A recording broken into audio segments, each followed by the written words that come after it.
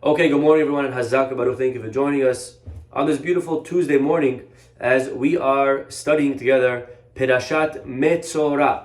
Okay, so those that have been here yesterday, we discussed how Metzora is the cleansing process of someone who has leprosy. Okay, last week's Perashat Tazria discussed the concept of leprosy and why someone receives leprosy and the fact that they now have to go into quarantine and they become tameh for a certain amount of days. And our Perashat Metzora deals with the healing process and how one becomes clean of this leprosy, what they need to do. So here we go, chapter 14. We spoke yesterday about the idea of the birds, and the birds are a reminder to the one who speaks gossip that they should be careful of what comes out of their mouth, like birds who chatter often. This person who is guilty of Lashon Hara, so he has to bring birds. But not only that, the Pasuk continues that after he sends away, he kills one of the birds and he dips the other bird with the hyssop and the cedar wood and the crimson and all the things together, and he sprinkles it 7 times on the one to be purified of his affliction. And take a look at this interesting pasuk. Here we go, chapter 14, pasuk number 9. Vehaya bayom hashevi'i. The pasuk says that after he does all of this and the sprinkling, on the 7th day, he's not done yet, by the way. There's still more to do. Vehaya bayom hashevi'i, on the 7th day, yegalah et kol se'aro. He has to shave all of his hair. That's part of the tahara process, okay? It could be a little bit embarrassing to shave all of your hair. But my friends, what does all of the hair mean? All of the hair. So if I say he has to shave all of his hair, it means he has to shave the hair that's on his head, the beard, right? The eyebrows, any hair that you see here, any facial hair, you must remove if you want to become clean. But then the pasuk goes on and it lists specifically each and every single one. And it says, Et rosho, his head, Ezekano, his beard, if any, Gabot einav, his eyebrows, Ve'et kol se'aro yigalech, and shave all of his hair. Ve'chibeset begadav, he has to wash his clothing. Ve'rahatz besro b'mayim, he has to go in a mikveh. Ve'taher, and then, congratulations, you are now clean. The commentaries discuss this very interesting, superfluous addition in the pasuk. The fact that it lists the head, the beard, the eyebrows. You already told me that he has to shave all of his hair off. I understand on my own that already includes the hair of the head, the hair of the beard, the hair of the eyebrows. And the commentaries want to know, since it already says kol se'aro, because it already says all of his hair, so why are these 3 areas singled out if I already know them? And the answer takes us back to what the Gemara tells us in Masechet Arachin. The Gemara tells us that we know the 3 causes. What are the 3 reasons leprosy, this type of tzara'at, would fall on a person? What would be a reason that a person would be afflicted with tzara'at? So last week, the whole week, we spoke really about only one of the main causes. The main cause we know is gossip, evil speech, what we say. But there are actually 2 other causes, and we really need to give a class to each one. The Gemara says that another reason of why a person would be afflicted with tzara'at, with leprosy, is because they are arrogant. Okay, arrogance is one of the reasons leprosy would fall upon a person, this tzara'at. Actually, if we look at the cure, one of the things he has to bring besides the birds is the cedar. And the truth is, the cedar, we know, is a very tall tree. Why do people speak negatively about other people? Gossip and arrogance are not really so different from each other. They're actually very intertwined. Why is it that we feel that we have the right to judge other people, that we have the right to talk down about other types of Jews? Did you see what he did? Did you see what she said? Why do we feel like we have that right? The answer is because we are sitting up on our high horse and we feel all good about ourselves. We feel that we are are so righteous and I'm so much better than other people around me, so we feel like we have the right to talk down to them or about them. And really, Lashon Hara stems from arrogance. Right? When a person is humble, they realize, I don't have the right to judge or to talk about other people. I have my own stuff. I have my own garbage that I need to work on. And so part of what he has to do is bring this cedar tree, which is the tallest of trees, as a way of atonement, a way of a kapara. The Mesilat Yesharim says something very deep when he speaks about humility. And to be humble is one of the most important, if not the most important trait. If there's one trait that you had to work on, it would be humility. Because humility is the cause of all other positive traits. Arrogance is the cause of all other negative traits. If we think about all the bad midot, all the bad flaws that we have, anger stems from arrogance. A person who doesn't want to apologize, it stems from arrogance. An arrogant person would never hear criticism. Who do you think you are to tell me? You're nobody. I'm so much better than you. Jealousy really comes from arrogance. All of the bad traits of life come from ga'ava. When a person is full of themselves, it leads to all of the horrible things. And really, if a person wants to succeed, they need to work on this one trait of humility. This is not me. This is what Mesilat Yesharim Ramchal says. And Ramchal continues and he says, therefore, what's a way of working on not judging other people? He says something beautiful. He says as follows. If you see someone else sinning, if you see someone else doing something wrong, here's what you need to think to yourself. That person's sin is more forgivable than mine, because that person doesn't know as much as I do. And therefore, even though he did a big sin, it's easily forgivable because they're like a kid. They don't know much. If you see a little kid doing something wrong, okay, you maybe punish him, but you understand he's a child. If we really do think we're superior to the other person, so that should only instill more humility into ourselves. Because then, what's my excuse for my sins? If I am so capable, if I am so smart, if I am so good, then what excuse do I have for my sin? So if anything, that other person, even though he sins more than me, he's more forgiveness than I do. Because they're easily forgivable. So that is, again, a beautiful way of thinking about my working on my humility. So that's another reason, just coming back to our Gemara here. So one reason of why leprosy comes is because of gossip. Another reason of why leprosy comes is because of arrogance. But there is a third answer the Gemara says, and that is from the word Metzora. It sounds like also tsar ayin. What does it mean, tsar ayin? It means to have a small eye, or in other words, to be stingy. And today I would like to speak about this trait of stinginess. What does it mean to be stingy? To have a negative eye. It means to be reluctant to share with other people. A person asks you for something and we say, oh, I don't have it. And we do have it, but we don't want to share. The person needs a place to stay. We have room, we don't want to share. We don't want to give. We're very stingy. This is a bad midah, by the way. It's not a good midah to have. One has to have the opposite of a tsar ayin. Anyone know what's the opposite of a tsar ayin? The opposite of a narrow eye or a stingy eye? It's called an ayin tova, a good eye. Let's talk today about a little bit a good eye. We turn to Pirkei Avot, chapter 2.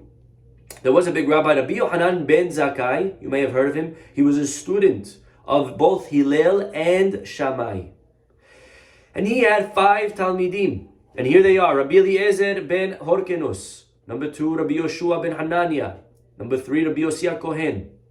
Number 4, Rabbi Shimon ben Netanel. And number 5, Rabbi Elazar ben Arach. And he would say each one what he was very exceptional at. Amar lahem, one day he tells his students, Tzeu uru, I want you to go out and see. Ezohi derech yeshara sheyidbak baha adam. I want you to go out and find what is the best path to succeed in life? What's the one thing that a person should have? And each student gives another trait. Rabbi Eliezer says ayin tova, to have a good eye. Rabbi Yoshua says a good friend. Rabbi Yossi says a good neighbor. Rabbi Shimon says to be able to have vision of the future, think ahead. And Rabbi Elazar says a lev tov. But the first answer given, Rabbi Eliezer says ayin tova, to have a good eye. And then the opposite, he says, what's the one thing you should stay away from? And he answers again, ayin ra'ah, a bad eye. What does it mean? We know ayin hara. Many people today are afraid of ayin hara, right? So we wear the red string, and we put the dollar bill on the car, and we have the chamsa, and we say 5, and we do all of the things. And sometimes there is basis for some of these things. A lot of times there is no base for any of these things, okay? When they tell you that if you buy a red string, it's good luck for parnasa, okay? I don't know where the guy got that from. It's good for his parnasa, by the way, because he's ripping you off on the red string. Maybe that's what he means, for his parnasa. But you're not going to get good parnasa just because you're wearing a red bracelet on your hand, you know what I mean? But, okay, people do different things. You know, I love when you have these people that they build this huge mansion, and then they put a little hand on the wall because they don't want negative eye. If you're worried about negative eye, then don't build a huge mansion, right? If you want to, the best way to prevent and protect from evil eye is not to show off, not to be flashy, right? Don't post your whole life for everyone to see on social media. When you put it out there, no, but it's okay. I'm wearing the hand. The hand's not going to do anything for you, Acham. Okay, so one has to really analyze, and we have to. Maybe it's worth having a class on ayin hara. But the idea of ayin hara, a negative eye, putting a negative energy into someone else, right? We believe in such a concept. There is such a thing. Ayin tova, having a good eye. What does it mean to have a good eye? To have a ayin tova means to wish good upon other people, to be happy for other people. You find out that your friend got engaged and you're looking to get engaged, to be happy for them. That's not always easy.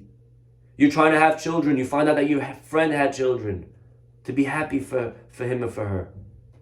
You find out that your friend made a huge killing in COVID. They made a lot of money and you lost a lot of money. It's not hard. It's not easy for us to be happy when we're struggling and we see other people succeeding. But to wish good upon other people, to be happy for others. I once saw a beautiful quote from a great rabbi, and it says that to feel someone's pain, you need to be human, to empathize, right? But to feel someone's happiness, to feel someone's simcha, you need to be an angel. That is a very hard thing to do, to be happy for someone else. You know, and I'm not talking about the fake happiness. Your friend comes and calls you and says, hey, we just had a baby. And you smile, oh, mabruk, and you send all the exclamation points and all the emojis. But right, deep down, you're not so happy. Deep down, we're a little bit jealous. Hashem, why them? I deserve. It should be me. It's not fair. What's going on? Right? So all of these feelings, that's not sameach, that's not being happy for other people. Ayin tova means that I could wish good upon other people. And in order to do that, and by the way, who excelled in this? Who was the one guy in the Torah that we know was good at that? Who was it? It was Aharon HaKohen. Remember Aharon? Remember Moshe Rabbeinu? God comes and says to Moshe, I want you to go. It's time to free the Jews out of Mizrahi. Okay, it's the holiday coming up, Pesach. Well, Moshe is standing there arguing with God. No, I don't want to go. And it's amazing because what's the reason Moshe doesn't want to go? One of the main factors was because he was very good. He was afraid that if he goes, how's Aharon going to feel? Can you imagine this is what he's thinking about? Imagine God came to you. Just right now, I want you to stop for a minute. Imagine Hashem finally comes to you and says, all right, listen, you worked so hard and it's time for you to reveal yourself, that you are the Messiah. Go ahead, go bring the salvation to the Jews. take him back to Israel, right? What would we say? It's about time, God. Where have you been? I've been waiting, Hashem. Let's go. Let's get the show on the road, right? But what does Moshe say? No, I'm not worthy. Pick somebody else. And his main concern, how's Aharon going to feel? How's my brother going to feel if he sees that I was chosen over him? He's going to feel bad. Aharon, after all, is older. Aharon was the rabbi of the community for so long. I'm just going to now barge in and say, all right, Aharon, I'll take it from here. He's going to feel bad. So Moshe is declining this opportunity of a lifetime. And only when God assures Moshe and says, don't worry. Vera'acha vesamach belibo. He will see you and he will be happy for you in his heart. Only then was Moshe appeased. Did Moshe say, okay, if that's the case, then I'll do it. And this is actually what happens. You know, if you ask me, this is the most powerful pasuk in the entire Torah. The fact that Aharon could be happy for his brother Moshe, not a fake happiness on the outside. Oh, so nice, little brother. A real happiness. That's called ayin tova. To be happy for others, to wish good upon others. Your neighbor asks you for something. You don't want to lend it to them. That's called being stingy. That's not a good midah. Ayin, give. To be happy. Why is it that we have a negative eye sometimes? Why is it that we don't want to share? Because in order for me to be able to be happy for you, I must first be able to be happy with myself. I can only be happy for others if I'm happy with my own lot. Our rabbis say, Ezehu ashir hasameach bechelko. Who is really rich? You know how to measure wealth? You know, you don't measure wealth by how many houses one owns or how many digits we have in the bank. That's not how you measure wealth. You know how you measure wealth? How happy is one with their own lot? Sameach bechelko. Can I be happy with what I have, with my situation in my life? And in order for me to be happy for others, I first have to be happy for myself. And Aharon had the confidence. Aharon was Sameach bechelko. But you know what? I saw one time a beautiful reading of this line. Sameach bechelko doesn't only mean to be happy with my lot, but actually, Sameach bechelko, for those that speak Hebrew, know that Sameach bechelko could also mean to be happy for his lot. That's the true measure of happiness. Riches, I'm not just happy for what I have. And therefore, if I'm happy with what I have, I'm also happy for you to have what you have. That is what it means to have a nice eye, a good eye. But the opposite of a good eye, if I'm not happy for others, it's because I'm not happy with who I am. It's because I'm not content. I'm jealous. And when I'm not content, there's no way I can give you. Because I can't give you something. I need it. You have to give me. I'm not happy. Well, I'm going to lend you for your sebit chairs or this beautiful dress or this beautiful platter that you need, but that's going to only make you happier. I don't want you to be happy. I want to be happy. So when a person is lacking in happiness, when a person's not happy with where they are in life, so the result is jealousy. The result is stingy. The result is we don't want to give. The result is we don't want to share. How many times you see a neighbor calling the whoever you call the government, ratting out their neighbor that they're building illegally? What does it matter to you? I'm not saying that the guy should do it. I'm not rationalizing. If it's illegal, it's illegal. But why call on them? Why are you ratting them out? What is it taking away from you? The answer is, I can't stand to see them have a bigger house than me. I can't stand to see other people happy. Someone asks to borrow, we say, no, I don't want to see you happy. The answer is because we are not happy. But we have to realize that actually, just because you didn't give it to them, it's not going to improve your happiness. we are going to remain the same miserable people that we were. The way to work on our happiness is not by taking it away from others. Actually, something very interesting. It's to the contrary. The way we work on simcha is actually by giving it to others. If you want to work on happiness, something that we need to do is actually give happiness to other people. There's once a guy who wrote a letter to the Lubavitcher Rebbe. If I could look it up real quick, I should have it. The letter read as follows.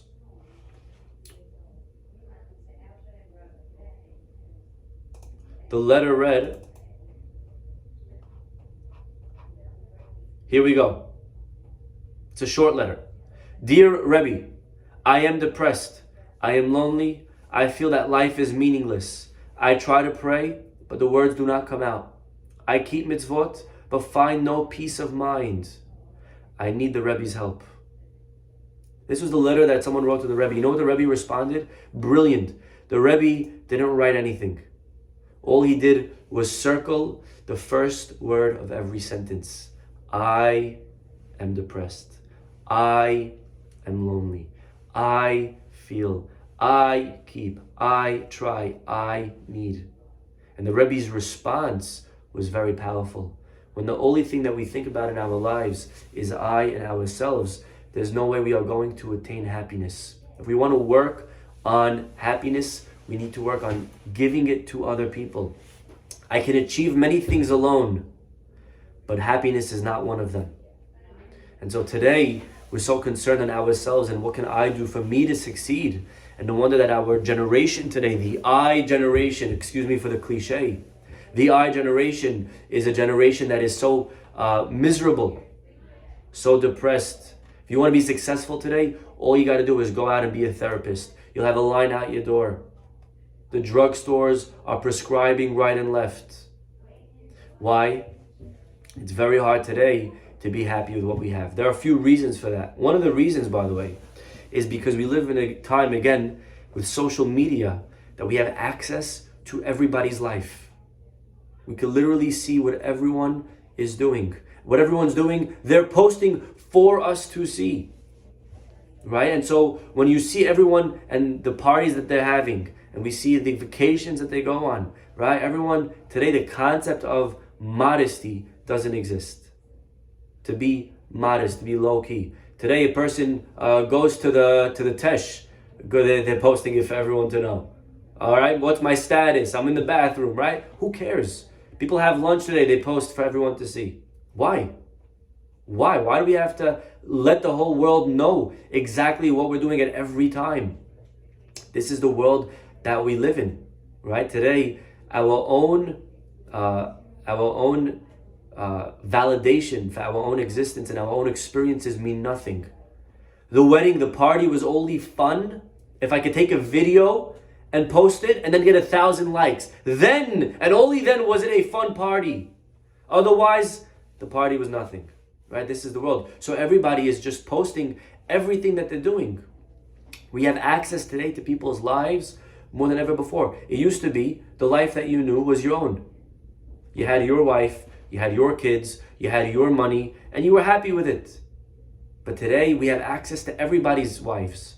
We have access to everybody's kids. We have access to everybody's homes and everyone's vacations. And whatever they're doing, wherever they're going, we're watching them. And it's hard to be happy when we're seeing the highlights of other people's lives. We're comparing, right? We go out and we see, oh my gosh, look how they treat their spouse. My spouse doesn't treat me like that. I was once watching a baseball game with my son. We were watching the highlights, actually. I don't know if you ever saw highlights. Highlights is 60 seconds. Okay, and they show you the highlights. And he saw the highlights and he dove and he caught the ball and the other guy hit it and home run. And my kid's like, wow, what an exciting game. You know what the score was? The whole game was 1-0. It was a 1-0 game. The entire thing was 1 point. But for 3 hours, if you watch the whole game, you're bored out of your mind. What in the world are we going to do for 3 hours? One hit the entire game. But when you take a whole 3 hours and you squeeze it into 60 seconds, it looks like it's so exciting, right? And that is, again, we live in a generation, in a world of highlights. We're watching other people's highlights and we think that the grass is greener. We think that they're living the life. So people that are single are jealous of people that are married. People that are married are jealous of people that are single. The ones that have are jealous of the ones that don't have. The ones that went away are jealous of the ones that went there. The ones that went there are jealous of the ones that didn't go there to the other place, right? So everyone's just, and there's so much FOMO.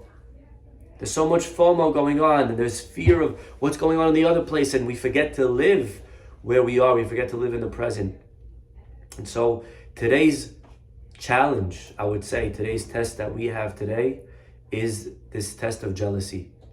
To really find it some way, somehow in ourselves, to be sameach bechelko, to be happy with what we have, to stop watching other people's lives, to stop waiting to gain recognition and validation from other people. My life should be happy because I think it is.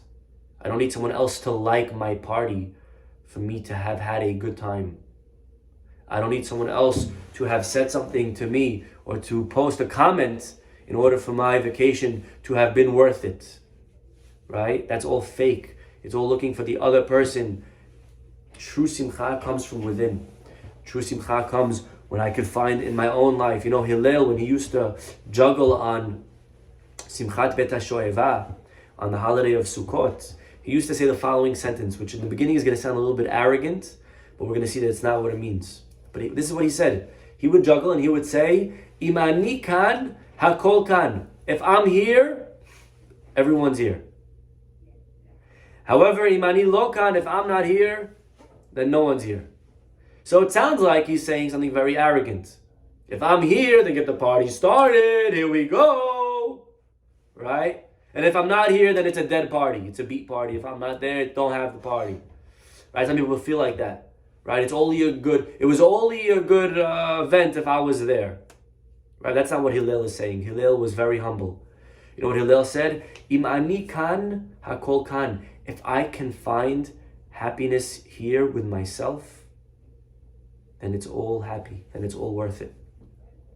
But imani lo kan, if I can't be happy with myself being here, if I need other people to afford me those feelings and to recognize and to approve my happiness, if I need others, I'll never find happiness like that.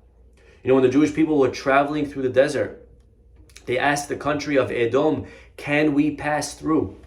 And we'll pay you for every tuna wrap that we buy, and we'll pay you for all the San Pellegrinos that we buy, and we're not going to take a thing for free. And just think about for the economy, how much they're going to improve.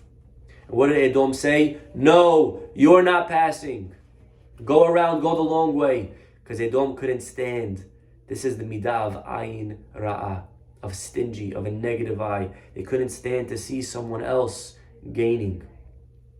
So this is, I think, something that is super powerful, super important, something that we all a little bit need to work on. Again, we're plagued in our generation with jealousy, with depression, with all of these sad feelings, loneliness, etc. And part of what we need to do is work on our ayin tova, to work on having a good eye, you know, to share. If our kid came from school and we heard that they didn't share, we yell at them. Well, you're not sharing. You have to share. Don't we teach you to share? You know, a friend asked them for a pen. How could you not give them a pen?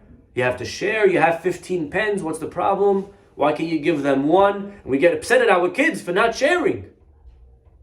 And the truth is, we are sometimes just as guilty.